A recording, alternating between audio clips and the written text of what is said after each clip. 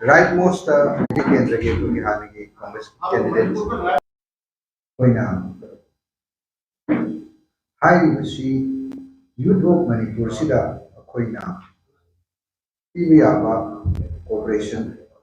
extend तौगनी हाईबसी yang mafamda thamjani opposition congress MLA amasung opposition congress political party tarana manipur dagi apta kaya deli da handa koi le rakhi isa mushi rakhi maduda numitra mani hai na koina honorable prime minister amasung honorable home minister ki appointment law na ko kona bada Bharat के प्रधानमंत्री ना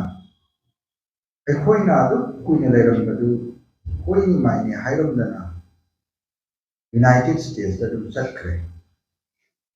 opposition की कांग्रेस के मेरे मंगा दना तना ruling के सो ऑनरेबल स्पीकर कोई रूलिंग हाइवली यार कोई मणिपुर लेजिस्लेटिव असेंबली की ऑनरेबल स्पीकर यावना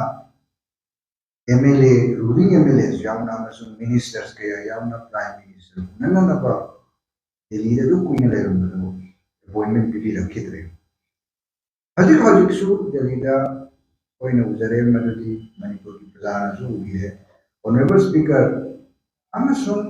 मिनिस्टर्स अमसुम रूलिंग एमएलएस के अमंगसी प्राइम मिनिस्टर की अपॉइंटमेंट की दम नाइदने ले हजिक को प्राइम मिनिस्टर ने अपॉइंटमेंट भी रख ले थे हजिक था मंगा सुरे मणिपुर की तरमोय रसी तंदूरी तार बसी थामा सुरक कदर बसी भावदा हजिक भावदा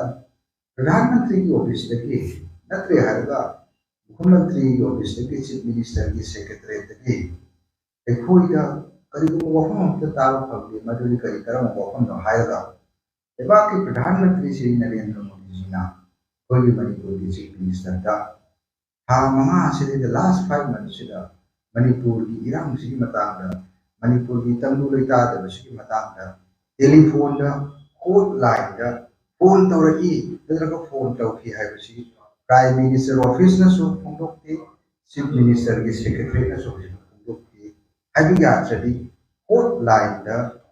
प्राइम मिनिस्टर न चीफ मिनिस्टर दा हजु फोगदस मसी की मतांगा फोन न बहु फोन तौबिर खिबल लेब्रा हाइबसे कोई कनात खंगंदी खंगलक्त्रमनिना लेती हाइने लौगदना करी हाइने लौगदना ची मतांग असिदा मसी के सिनेरियो असिदा अखोइना सु अदु कुइना अपॉइंटमेंट लौनबो खोनजरमे हप्ता के आने रमे हरगा स्पीकर सु रूलिंग मिनिस्टर एमएलए सु मिनिस्टर सु पीबी रखिद्रे प्रधानमंत्री ना हजिक सु अमुक अपॉइंटमेंट सिक तमबो लेदी हजिक सु पीद्रे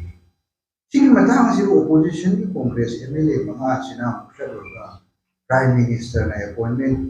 पिरकनी हाइबुकी वाखलोन सिना अमर थमे हरगा मसी की मतांग हिदने कोइना ऑनरेबल चीफ मिनिस्टर ना प्रधानमंत्री के अपॉइंटमेंट लौबी नबदरता इनिशिएटिव से फून लखत पियो मरमदी ऑनरेबल चीफ मिनिस्टर ना अपॉइंटमेंट लौबी रगदी अतु पकना ना अपॉइंटमेंट लौरगा प्रधानमंत्री ने बिबी रगदोय हाइबसी सरदा रिक्वेस्ट तौजरी मददी प्राइम मिनिस्टर की अपॉइंटमेंट लौबी मतमदा प्राइम मिनिस्टर का कना कना उननी हाइबकी लिस्ट ऑफ पर्सन सदुदा कांग्रेस की एमएलए मंगा नि अकोई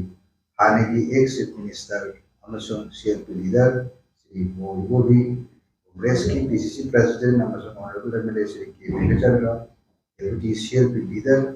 श्री के रंजीत कोई एमपीसीसी की ट्रेजरर अमसों chief whip honourable MLA Shri Keshav अमसों एमपीसीसी की general secretary honourable MLA Shri Surya Kumar अखोई कांग्रेस की एमएलए महा सिसु list to the honourable CM ना हापी हरगा ऑनरेबल सीएम ना यामना थुबु मतमदा प्राइम मिनिस्टर उननु गिदमक्ता महात्मा प्राइम मिनिस्टर उननु की प्रोसेस असि इनिशिएटिव असि लपट बिरगा महान लुसिन बिरे हरगा अखोई की जर्सी प्राइम मिनिस्टर ना अपॉइंटमेंट बिरा मतुंदा कोई कांग्रेस की एमएलए महासु चीफ मिनिस्टर कलुइनरगा चीफ मिनिस्टर ने लीड तौबिबुदरा कुशु यावरे हायरगा लेबाक सिगे खल्ले हायरगा यूथ ऑफ मणिपुर दा कोऑपरेशन असि एक्सटेंड तौरे हायरगा नसी को याम थुना दिल्ली द सनरो नुक्ता प्रधानमंत्री की अपॉइंटमेंट असे ऑनरेबल चीफ मिनिस्टर ने लौबिरु हाइना कांग्रेस की एमएलए मंगा मनपुर प्रदेश कांग्रेस कमेटी माइकई थमजरी